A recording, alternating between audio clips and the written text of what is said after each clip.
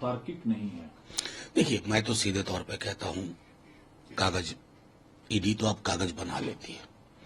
वो दिन भी दूर नहीं कि ईडी खुद ही पैसा लेके जाए और किसी के घर में रख दे और बाद में फिर छापा पड़े। ईडी ने अपनी साख खो दी, इसलिए मैं कहता हूं ये ईडी नहीं है, आईटी नहीं है, सीबीआई नहीं है।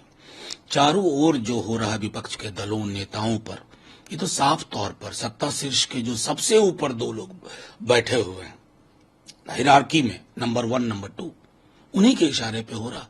मुझे डर सिर्फ इस बात का है कि कल को जब सत्ता परिवर्तन होगा, इन संस्थाओं का कहीं आने वाले लोग इसी प्रकार उपयोग न करें, तब भी हमें अच्छा नहीं लगेगा।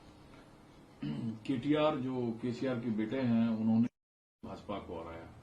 वोटरों से, जनता से उसने अपील की कि आप दोनों तरफ से पैसा लीजिए और वोट जो है बीआरएस को करिए। इस पर क्या टिप्पणी करूं, पर थोड़े परेशान हैं वो, पूरी पार्टी थोड़ी परेशान है, क्योंकि बहुत तेजी से सुना है जो हमने कि कांग्रेस वहां ग्रो की है जनवरी के बाद से इसी वर्ष।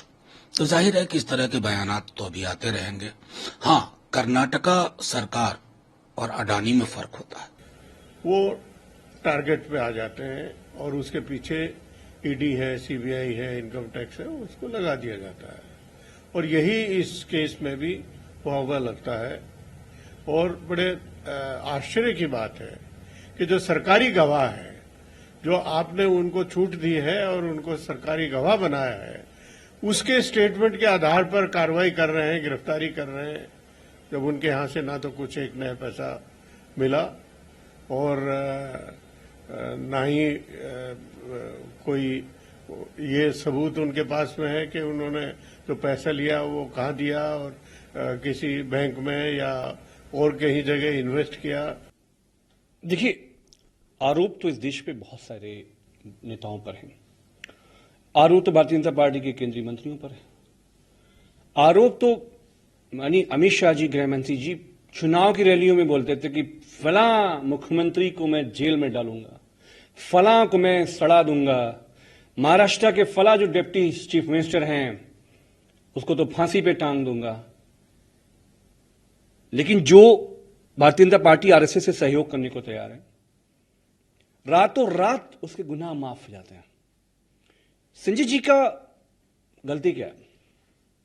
गलती यह है कि संजय सिंह जी ने बीजेपी आरएसएस का जो पूरा अधिनायकवादी और मेजिटेरियन जो पूरी पॉलिटिक्स है, उसको उन्होंने वैचारिक रूप से समाजवादी एमपीज की तरह से उन्होंने वहां पर काउंटर किया। उन्होंने बीजेपी आरएसएस का जो पूरा मणिपुर में जो ऑनस्लॉट था, ईसाई समाज के सैकड़ों चर्च फूंक दिए गए, संजय सिंह जी सवाल कर रहे थे। संजय सिंह जी सवाल कर रहे थे हमारी भारतीय जनता पार्टी के जितने भी परम मित्र हैं कॉरपोरेट, उनकी जो लूट है, हमारे बैंकों को लूट है, वो सुनियोजित तरीके से पार्लियामेंट के अंदर भारत की जनता की तरफ से वो सवाल कर रहे थे। अगर अभी संजय जी तैयार हो जाए भारतीय जनता पार्टी ज्वाइन करने को, आप देखिए, हो सकता है कि उनको कैबिनेट मिनिस्टर बना दें। तो भारतीय जनता पार्टी की और राजनीति यही है, डराने का, धमकाने का कार्यक्रम। लेकिन देखिए, जब जहाज डूब रहा होता है ना, तो इंसान का जो विवेक है वो खो जाता है।